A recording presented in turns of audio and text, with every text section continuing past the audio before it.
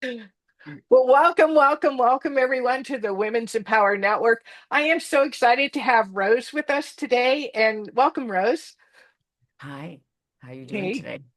We had a lot of great. fun before this, I so let's see know. what we do now. And now I'm really curious because, as we just previously talked about, is to tell us a little bit about you and your story and journey that led you to what you're passionate about today. Well, I did mention earlier I'm passionate about a lot of different things, so we'll see how this goes. But ever since I was a child, I've known it was my last lifetime and that I came here to assist, but I wasn't necessarily sure exactly what that meant. And I was saying to Ginny, basically for me, I helped little old ladies cross the street. I figured that was helping people. And then eventually, like my parents did separate when I was young, and I was raised in a Roman Catholic religion. But at the same time, because at the time period that happened, my mom was highly judged for separating in that religion and things like that. But my parents also believed in metaphysical stuff. So I was blessed to have that influence, even though I was raised with the Roman Catholic religion. And truthfully, even if I had my own child, I probably would, even in this reality, with all the awareness I have, start them with some type of foundation like that. Because I do believe in my heart, any type of a religious place, everyone's trying to be good at least. You know what I mean? They're trying to do something good. There's some form of element of the God word in there, that essence, because I do believe that a big part of my life has been getting to know what God is, and that has grown and changed as I have, thank goodness, because the God that I was raised with religion might not necessarily be the God that I've come to know now, because it's just never being loving force that I've come to know. And so in time, and that's what the whole journey has eventually would turn into intuition, psychic abilities, um, your sixth senses, which unfortunately with religion kind of don't go well together either, because I would probably be blasphemous. It's like, how dare you do that? Like you're creating sin here, So like, I mean, so there's that, the part that's so challenging, especially as I've gotten closer to what my perception of that higher power is that is those senses are help you connect with that God. So it's almost like contradictory. You want to have that beautiful experience with community and religion, but at the same time, it's kind of prevents you from giving yourself the opportunity to have those things. So that's why I've had so many people so eventually I would put myself out there as a psychic. It took me a long time as one of the key words, only because of the fact that people would have to believe that. And so this is where I guess a big piece of my passion is to take the fear away from that. I'd have to say this is a really big part of my passion, because I believe that your intuitive voice is your connection with God, and it comes in very different ways, and the God force in your higher self, or hold the Holy Spirit, however you want to call it, that higher part of you.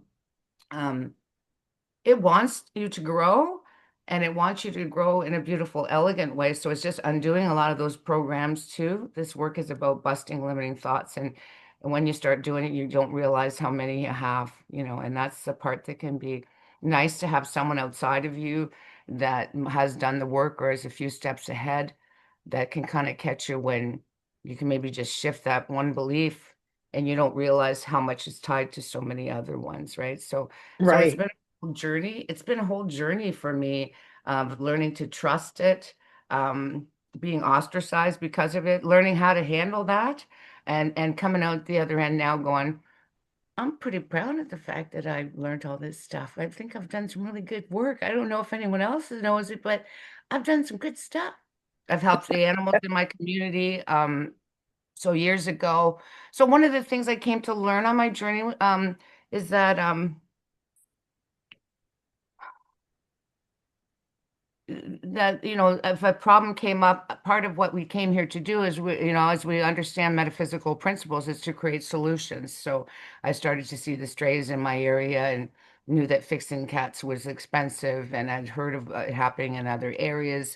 So I started putting prayers out there to find a simple way for that to happen. I didn't necessarily realize I was going to be a part in the manifestation of that. So I was actually one of the second or third one in Hamilton to be a colony caregiver and be a part with these trap neuter release programs. But I part of the reason why the animal stuff it became such a interesting journey for me. I'd always loved them since I was a child. I think when I was a kid, I wanted to be a vet until I found I'd have to put them down. I just think that there was something inside of me that wasn't excited about that part of the journey. And then I was going to say about putting it out there and creating animals. Oh, um, there was a certain point in my journey where I read a teaching called The Life and Teachings of the Masters of the Far East. I don't know if you ever came across that in your journey. I didn't read all of the books. They're actually back here, to be honest. But these guys went on, it's like to 20, like 2019, like we're talking a long time ago. They went on an expedition to the Himalayas, and they're actually like ascended beings that are 400 and 500 years old, and they look like they're 40 or 50. I'm like, I gotta talk to those people. No, you know what Right? Yeah. I mean? But What's your anyway, secret? exactly. It's like we gotta anyway, no. So, so but anyway, I guess Jesus manifested into form, and taught them different things. And some of them, the ones that were in charge of the community that were full of much more light, part of what their role was wild animals would come up and put their head in their hands because they didn't feel threatened by them. So the ability to hold that much light helped their relationship with them to be profound, right? So, and not harmful. So basically, I guess there was that piece of me because there was a certain part of my journey where I went on a date in 2010. This is funny. So I say to this guy, I'm like, I want to hold so much light that I just look at people and I heal them. And the guy practically collapsed. Right? I was like, wow, I scared that guy. Like I'm excited about it. The guy practically passed out. I'm like, maybe I should tell people that. So anyway, that's my relationship with the animals. I kind of started to see it that on some level I wanted to see if my light could help to develop relationship with them so they weren't so afraid of us. So truthfully, I've never trapped any of my cats, even though they're feral.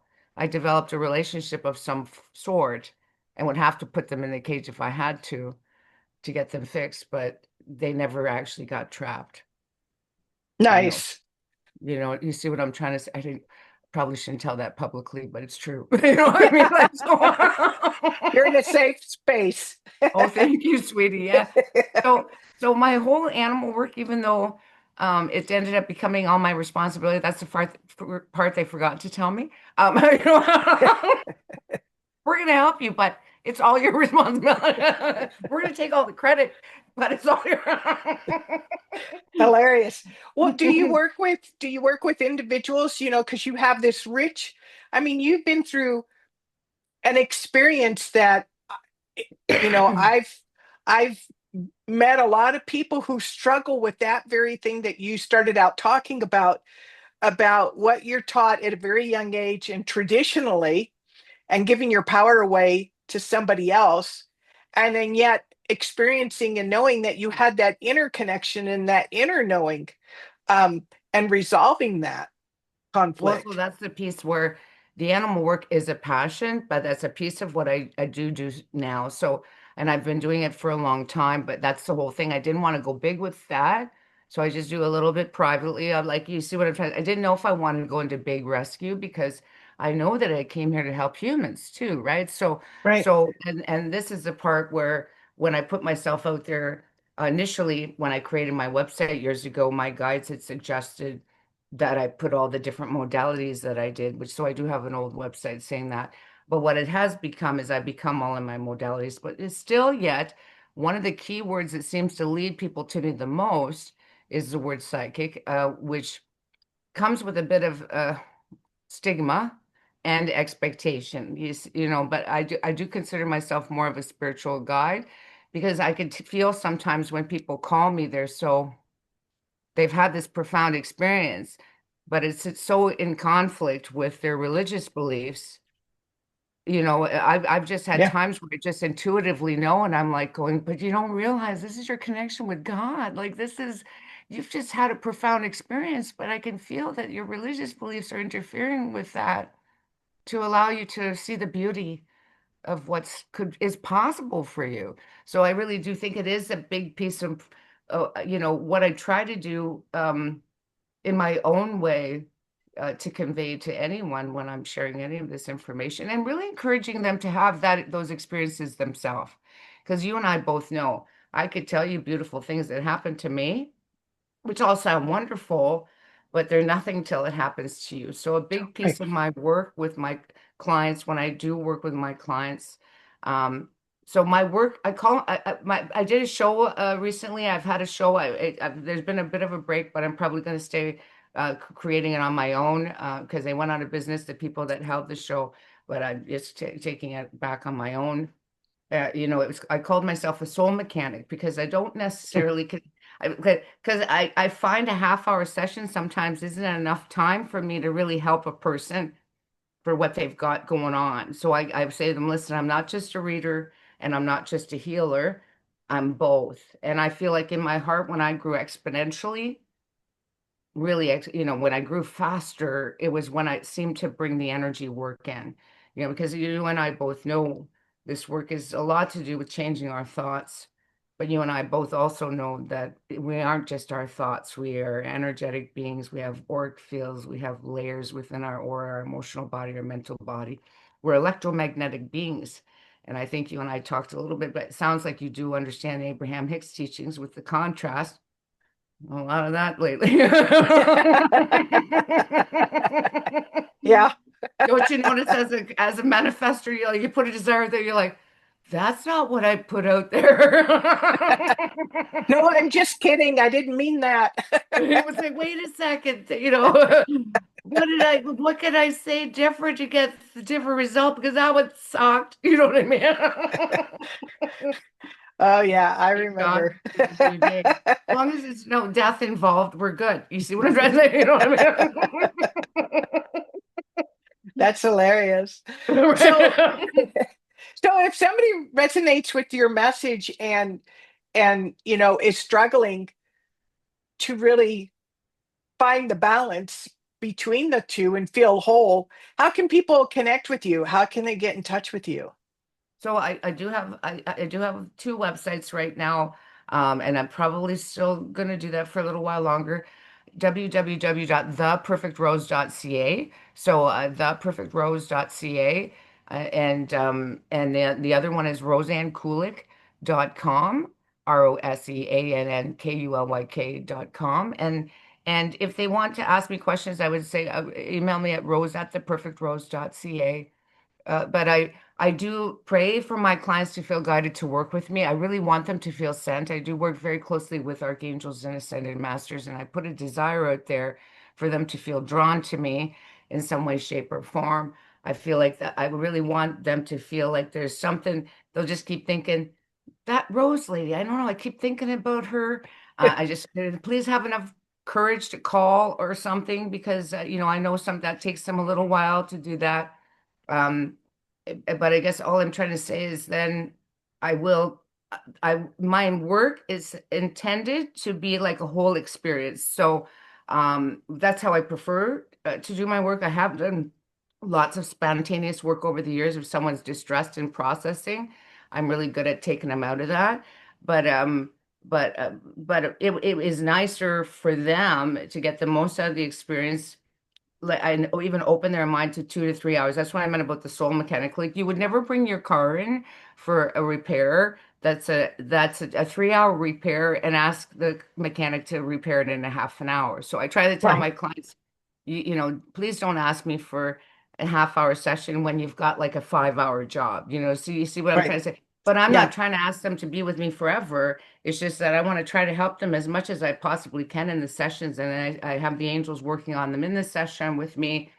we are working together as a team, and then I have them continue to support my client after. So it's like but I really want to take them like to that higher frequency where their good is. So I really enjoy my sessions when I'm that too with them, because I get to go there with them, because I actually become one with my clients. So it really helps me and them for me to fully complete, because then I get to, and then they fly out, That's my I know. intention anyway. I love it. I absolutely love it. Well, I want to remind the audience that we'll put Rose's contact information down in the comments, so that you can reach out and get in touch with her. And I love that, I just love your spirit and your laugh and your enthusiasm for Thank life. you. What Oh, would thank be you. some parting words of wisdom before we go today? Well, I really feel like, out of love for everyone right now, a lot of our stuff is coming up to the surface. And I want you to know the real old stuff could be coming up right now. And please, out of love for yourself, find a healthy outlet to let yourself get it out, in a healthy manner, because this is not something, we can't keep stuffing this stuff down. That's why all these shootings are happening in the world and all that stuff. These people are acting out because they've never been given permission to find a healthy outlet to do something with those feelings. Our society likes to medicate and not allow people to. I'm not, and that's what I love about my work too, is I have created in such a way where you're releasing and transmuting some heavy duty stuff, but I try to make it as beautiful, powerful, and positive as possibly can to process, which can be a little bit challenging. You and I both know that.